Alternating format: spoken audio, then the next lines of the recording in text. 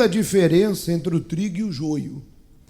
E começa dizendo o seguinte: o Senhor Jesus usa uma parábola do trigo e do joio para explicar um dos maiores estratagemas malignos. Justamente porque o trigo é um dos mais importantes cereais no planeta. Ele é produzido em grande quantidade no mundo inteiro, por ser o ingrediente principal do pão, que é a base da alimentação da maioria dos povos.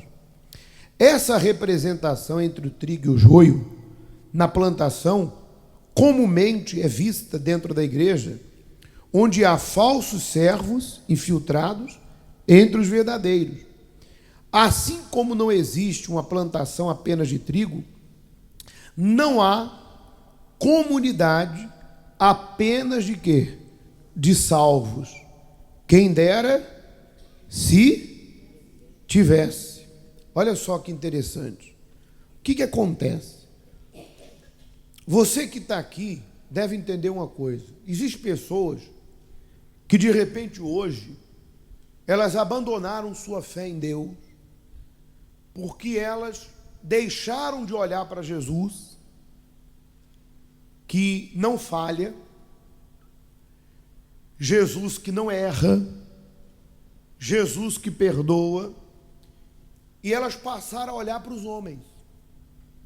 Quantas pessoas que largaram a fé, porque dentro da igreja, no meio do universo da igreja, ela se sentiu decepcionada com alguém, de repente com um pastor, com um bispo, com um obreiro, com um membro, que abandonou a fé em Jesus e caiu. Mas o que Jesus disse? Quem está de pé, cuide para que não caia. E nessa parábola, fica claro que no meio do trigo, no meio dos salvos, no meio dos que são de Deus, há aqueles que são joio, que estão condenados e que infelizmente vivem no pecado. Mas muitas vezes, essas pessoas têm aparência de trigo, têm aparência de salvo. Então, de repente, alguma pessoa, hoje, de repente, está caída, ou fora da igreja, ou dentro, porque ela deixou de olhar para Jesus e olhou para quem? Para o homem. E ela diz: poxa, o pastor fulano era tão legal, poxa, ele saiu, o bispo Beltrano saiu. E detalhe, há aqueles que largam Jesus, há aqueles que caem por algum erro, mas que continuam com Deus, na fé, seja obreiro, obreira, pastor, seja quem for, cometeu um erro, e é claro, por cometer um erro, a pessoa não pode continuar na posição que estava, até porque eu só dou o que eu tenho, eu não posso dar o que eu não tenho. Então aquela pessoa não estava bem, então ela foi removida do quadro de bispo, pastor, obreiro, obreira, diácono, presbítero, seja lá qual for a instituição que a pessoa está. Mas ela está com Deus, ela está firme, ela está salva, está ali com Jesus. Mas há outros que fazem pior, que escandalizam o nome de quem? De Jesus, que cometem erros, caem, e ao invés de seguir o conselho de Jesus, qual foi o conselho de Jesus? Lembram de cair? Arrepende e volta. Essas pessoas não se arrependem, não voltam, e hoje falam mal da fé, falam mal da igreja, do pastor, e acabam, infelizmente, contaminando aqueles que não olham para Jesus, que olham para o homem. Então, de repente, há pessoas que dizem: poxa, eu não esperava. Espere. Eu não imaginava. Imagine. Eu não imaginava. Quer dizer, às vezes a pessoa pensa que todos que estão na igreja são de quem? De Deus. Todos que estão na igreja são de Deus. Todos servem a Deus. Não. Há pessoas que estão na igreja e que não estão salvas, não tiveram encontro com Deus, não se entregaram, não abriram mão do seu orgulho, da sua vaidade, da sua arrogância, dos seus pecados, prostituição, enfim. E detalhe, uma coisa interessante é que mudança de vida não é garantia de uma mudança interior. Por exemplo, quando Jesus curou os 10 leprosos, quantos voltaram para adorá-lo? Um. Quantos voltaram interessados em algo mais? Um. E os outros 9 que se beneficiaram, ficaram gratos? Sim, mas não queriam compromisso. Então existem pessoas que frequentaram a igreja, ou que de repente estão a frequentar, por gratidão. Estiveram ali por um período, gratas, porque o filho largou a droga, porque o marido voltou, porque a neta foi curada, porque conseguiram emprego. Estão atrás do pão e do peixe. Mas estão ali dentro, mas não largam suas mágoas, não perdoam, não largam seus vícios, tem mágoa, mente, não abandona a obra da velha criatura. Não casaram com quem? Com o Senhor, não se entregaram, são donas de si mesmo. Quando a Bíblia diz, entrega o teu caminho ao Senhor, elas não querem entregar, elas não querem deixar de ser donas de si próprias, elas querem continuar fazendo sua vontade, porque o pecado é doce. Então, para tomar a cruz e abandonar o pecado, tem que renunciar. É o que nós acabávamos de cantar. Eu aprendi, olha só, eu aprendi a ganhar perdendo. Jesus não disse? Quem perder a vida, salva-la. Então, quando que eu desço? Quando eu reconheço o meu erro e coloco minha vida no controle de quem? De Deus. Então, muitos que hoje não estão mais no nosso meio, é porque não nasceram de Deus. Foram gratos, ficaram ali um período, mas não entregaram suas vidas e não receberam o dom gratuito de Deus. Qual o dom gratuito de Deus? O Espírito Santo. E aí veio um escândalo, uma perseguição contra a igreja, ou alguém que ela admirava, obreira, largou a fé, e ela tomou aquilo ali como, eu não imaginava, se escandalizou, e acabou deixando de olhar para Deus, que na verdade ela até tinha admiração, mas não se entregou ainda, e passou a tomar aquilo ali como o próprio Deus. Eu pergunto, o erro de uma pessoa, Deus responde por ela? Deus responde pelo erro de alguém? Então por que eu vou abandonar Jesus se Jesus não responde pelos erros das pessoas? As pessoas abandonam a fé por causa do erro dos outros. Mas espera aí, quem errou foi Jesus? Então eu não tenho que abandonar Jesus. Pelo contrário, eu tenho que abandonar aqueles que são contra Jesus. Então Jesus não responde por aquele que largou a fé e hoje é um escândalo, fala mal, condena, critica. Olhe para quem? Para Deus. Agora um detalhe importante. Há pessoas que estão no nosso meio que, repito, elas tiveram experiências, seguem ou seguiram Jesus, que já não estão, algumas não estão, por causa da gratidão, mas por não receber o Espírito Santo, não tiveram raiz suficiente para suportar os problemas e até mesmo os escândalos. Mas há aquelas que nasceram de Deus, receberam o Espírito Santo, porque nem todos que abandonaram Jesus, caíram, nem todos que caíram na fé não eram nascidos. Não, há pessoas que nasceram, foram muito usadas por quem? Por Deus, obreiros, membros, pastores, bispos. Mas o que aconteceu, pastor? Que essas pessoas caíram na fé. Algumas estão entre nós, estão salvas, não ocupam nenhuma posição na igreja. Outras, de repente, não estão mais. O que aconteceu? O que Paulo disse: não apaguei o espírito. O que acontece quando você pega uma brasa viva e tira ela do meio da chama, do meio da fogueira, da lareira? O que acontece quando tu tira? Ela apaga na hora? Ela fica acesa e vai apagando aos poucos. Daqui a pouco acabou o fogo. Então há pessoas que eram cheias de Deus. Mas entenda, o diabo é estrategista, acabamos de ler. quando ele não derruba pelo pecado e pelo sentimento, pecado, desejos, vícios, sentimento, mágoa e aquela coisa toda, ele derruba a pessoa pelo cansaço, pelo tempo. Existem pessoas que se cansaram de orar, se cansaram de ler a palavra, se cansaram de lutar contra os seus pecados, porque o pecado bate a porta. A Bíblia diz que o desejo do pecado é contra todos nós.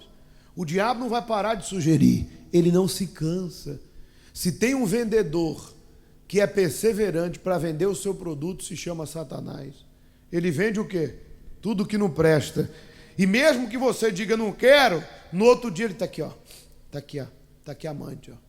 Está aqui a prostituição. Está aqui o ódio, ó. Está aqui a pornografia, está aqui a mentira. Está aqui a mágoa. Olha a oportunidade de tu se vingar dela. Está aqui, vai lá, faz. E eu pergunto, quem decide? Está aqui, ó. Toca no que é de Deus, ó. Usa o que é de Deus. Deus pediu para ser fiel, mas é só agora. Como Eva, ó, come da fruta, come, é boa, é gostosa. Quem vai decidir? É o pai, a mãe, é o mundo? Sou eu, é você. Então há pessoas que elas foram apagando o espírito, foram ficando fracas, foram quebrando sua comunhão com Deus, deixaram de buscar, de orar, de jejuar, de ler a palavra, de resistir à voz do inferno. Foram apagando e acabaram cometendo o erro que cometia no passado. Como diz a Bíblia, né? O cão voltou ao vômito e a porca lavada voltou o quê? Ao lamaçal. O que nós temos que fazer? Julgar elas? Condenar? Miserável. É isso? Não, nós temos que orar a Deus, tenha misericórdia daquela pessoa, do fulano, da beltrana, do obreiro, da obreira, do pastor, daquele ex. Tenha misericórdia, Deus. Tenha compaixão. E não permita que aconteça comigo o que aconteceu com quem? Porque não esqueça, o caído de hoje foi o morno de ontem, que foi o quente de semana passada, ou de ano passado. Então não julgue. Tem uma palavra, não me engano, Romanos 8, que diz: ó tu, homens, a que julgas? Não julgueis e não serás o quê? Julgado. Mas guarde a tua fé, porque o demônio que sujou a mente, que levou a malícia para aquela pessoa, vai tentar usar a queda dela para te derrubar também. Por isso, continuando aqui, esse estudo é muito forte, né? Essa representação, desculpa, aqui já foi, né? E por que não temos essa comunidade, né? A comunidade de salvos, só salvos. Porque onde há gente sincera, também há os o quê? Há o quê? Os enganadores. Onde há convertidos, há também os que não são o quê? Os que não são convertidos. Onde há quem fala a verdade, há também quem profere mentiras. Isso vale como aviso para aqueles que buscam encontrar uma igreja perfeita, em que todos os membros são confiáveis, bons e fiéis, onde não haja problemas e tudo corra a mil maravilhas. Saiba que isso jamais será possível. Afinal, onde há trigo, há também o quê? O joio. Eu duvido que você não já deve ter ouvido da boca de alguém: deixei de ir na igreja por causa de fulano, porque o pastor falou isso, porque a obreira falou aquilo, porque o obreiro me tratou assim, me tratou assado. Então a pessoa, ela está em busca da igreja o quê? Perfeita. Pelo amor de Deus, nós somos humanos. E todo humano comete o quê? Erro. De repente, a obreira falou alguma coisa que não deveria falar. Mas e aí?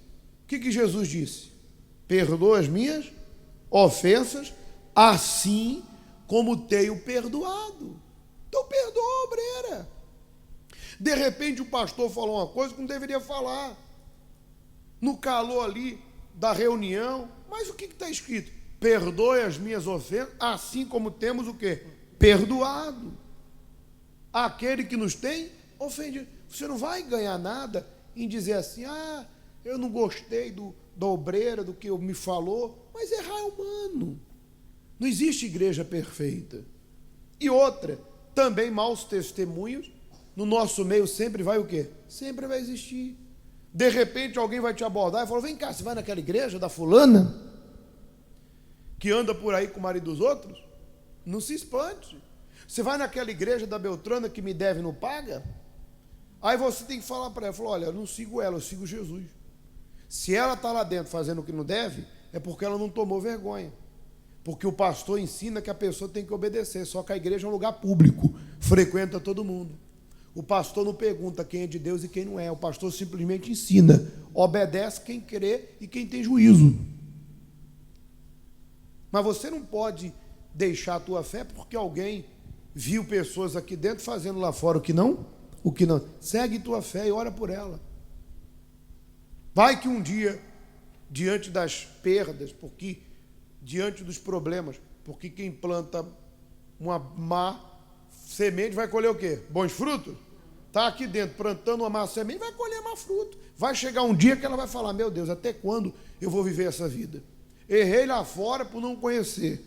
Agora estou dentro da igreja, o pastor me ensina e o meu orgulho não me deixa obedecer. Vai chegar um dia que ela vai começar a somar.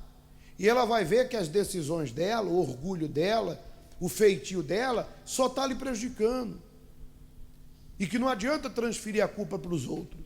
Não adianta. É se arrepender e abandonar. Amém? E uma coisa importante, muito importante, por exemplo, no universo da igreja, existem pessoas que têm a fé de comer carne. A Bíblia diz o quê? A fé que tens para ti. Tem gente que tem a fé de comer carne, outra fé de comer o quê? Legumes. Há pessoas que creem e se entregam, outras cheias de dúvidas, inseguras, incertas. E a Bíblia diz que nós temos que ter o quê? Paciência com os débeis na fé. Tem gente que, meu Deus tem que dar paciência. A gente ensina, senta. Não adianta, não é falta de conversar, orienta. E a pessoa sai daqui e faz tudo o contrário do que foi lhe ensinado. Que Deus deu paciência para o pastor. Ovelha cabeçuda, não é? Ovelha teimosa. Tem ovelha que é teimosa. Tem ovelha que Jesus. O pastor mostra, o caminho é aqui. Ele, não, vou para cá. Aí eu pergunto, a vida não é dela? A gente orienta, mas a decisão é dela. Então, não se entristeça ou se escandalize se alguém fala mal de uma pessoa que vem à igreja tentando te humilhar em relação à tua fé, o lugar que você frequenta. Para concluir, diz, e quanto mais cresce a quantidade de trigo, mais aumenta a quantidade de quê? De joio, ou seja, tem a quantidade de salvos, mas também tem aqueles que não estão salvos, por causa da investida maligna.